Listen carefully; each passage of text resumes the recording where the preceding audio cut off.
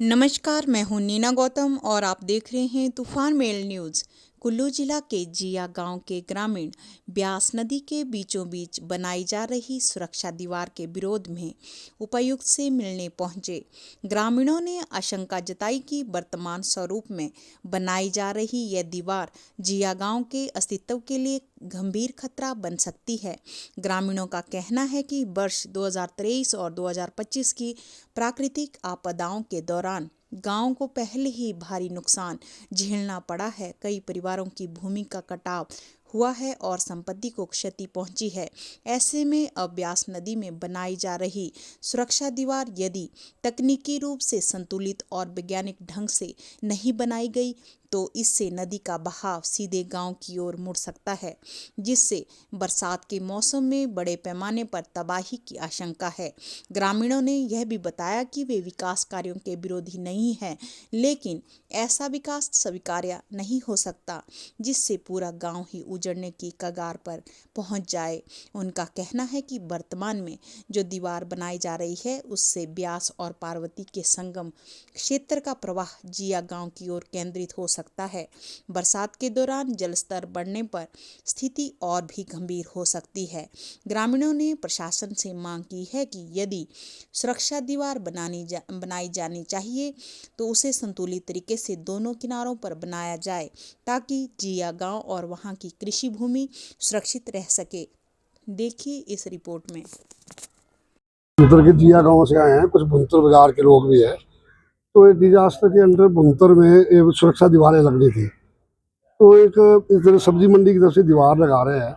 वो दीवार आगे से पूरी नदी के बीच में मोड़ दी, कम से कम 10-20 बीघे जगह बचाने के चक्कर में नदी को उसको बंद कर रहे हैं वहाँ से, जहाँ से वो नदी जा रही थी। अब वो सारा बहाव जो नदी का है वो पूरा पारले भुंतर की तरफ हो जाएगा। जिया के पास जहाँ लोगों का करोड़ों का नुकसान हुआ, मेरा भी 1 करोड़ के लगभग नुकसान 2023 में हुआ था, 20-25 लाख का नुकसान 2025 में हुआ था। अब वो नदी सारी उधर घुमा दे और परे से बिल्कुल उसको बंद ही कर रहे हैं। अगर वहाँ पे आप मौके पे देखें तो ऐसा लगता है जैसे मजाक हो रहा है, पैसे का दुरुपयोग हो रहा है। और नदी में अगर कोई अनजान भी देखेगा, ऊपर से अगर आप सैटेलाइट से उसको देखें तो दीवार पूरी नदी को बंद कर दिया गया, नदी को पूरा जिया की तरफ को मोड़ दिया गया है। तो हमारा प्रशासन से अनुरोध है कि आगे उसको मौका करें। हम 2023 से तीसरी बार यहाँ आए हैं, लेकिन कोई मौके पे नहीं आया, कोई एक्सपर्ट नहीं आया, आज तक कोई नहीं आया। तो ड्रेजिंग करके पिछले 2023 में जो ड्रेजिंग की उसका सारा मलबा सेंटर में खड़ा कर दिया, पहाड़ बना दिए वहाँ पे। वहाँ नदी के कम से कम 10 नालियाँ बना दी और बीच में पूरे पहाड़ खड़े करके और वहाँ से रेता बजरी उठाया जा रहा है। रात को डेली वहाँ पे छोटे टेम्पर लगे हुए, रेता छान रहे, रेता जा रहा है और नदी का पूरी दीवार जो है सारी जिया की तरफ को लगा दी। तो हमारा अनुरोध है कि इसको मतलब प्रशासन मौका करे, वहाँ पे देखे, हमें सेटिस्फाइड कराए कि हमारा क्या होगा कल को। इस अगर जैसे दीवार लगी है तो पूरा भुंतर सत्यानाश हो जाएगा, खत्म हो जाएगा। पूरा खत्म हो जिया नहीं रहेगा, जिया हाथीराम सारा खत्म हो जाएगा, जिया का नाम निशान नहीं रहेगा कभी भी। तो हमारा यही स्थिति है, इसको जल्दी से जल्दी देखा जाए। हम तो आज मजबूरी में यहाँ आए हुए हैं, अब अगर नहीं होगा तो फिर हमें शायद हाई कोर्ट जाना पड़ेगा या कहीं जाना पड़ेगा, या हमें कुछ अपना करना पड़ेगा, हम मर ही जाएंगे, इससे तो बेहतर है। जिया की ताज ऐसी स्थिति है कि मतलब कभी जिया का नाम निशान नहीं रह सकता है, क्योंकि नदियां दोनों साइड से, जैसे हाथीथान साइड भी पूरे बॉल लगे है। जिया साइड में ऐसा कि जिया जैसे एक बोलते हैं कि मस्क माँ का अधीन हो गया, कि जिसकी माँ नहीं है, अगर वो बच्चा रोएगा तो उसको दूध पिलाने वाला कोई नहीं। जिया गांव में एक ऐसी स्थिति है, इधर से ब्यास उधर से पार्वती। तो जिया एक ऐसा बोलते हैं कि श्रीलंका, सच्ची श्रीलंका बनने जा रहा हो और रेगिस्तान बनेगा, एक दिन बन के रहेगा वो, अगर यही स्थिति रहे। हम तो प्रशासन से ही विनती करते हैं कि आने वाले समय में अगर जिया को बचाना तो आजकल इसका निर्माण किया जाए और एक सुरक्षा दीवार, जैसे हाथीथान भुंतर में लगी सुरक्षा दीवार, जिया के साथ क्यों सुतौला विहार किया जा रहा है। वैसे इसको नदी को बीच सेंटर में से निकाला जाए ना, ड्रेजिंग करके इसको सेंटर से नदी को जहाँ पुल के पास मिलाना था वहां मिलाया जाए इसको।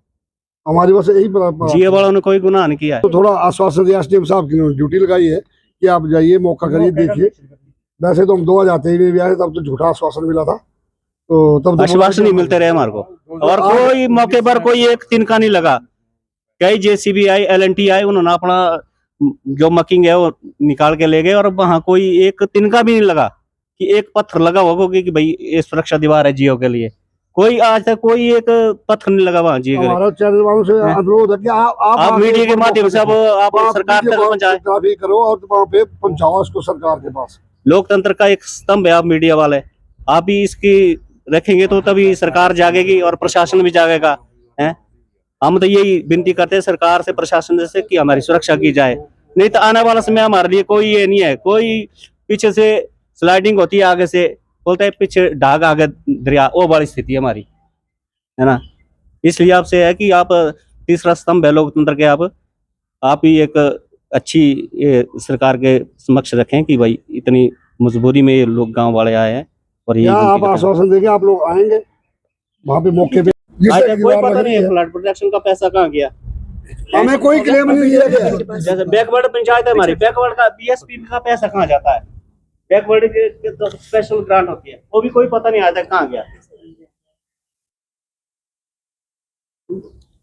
हम लोगों को कोई 2023 में भी क्लेम नहीं मिला है, कुछ नहीं मिला। सरकारें आई गई और कोई भी सरकार ने हमारा कोई ऐसा नहीं दिया कि हमारे को कांग्रेस ने दिया, बीजेपी ने, सब ने दुरुपयोग किया हमारी पंचायत का है।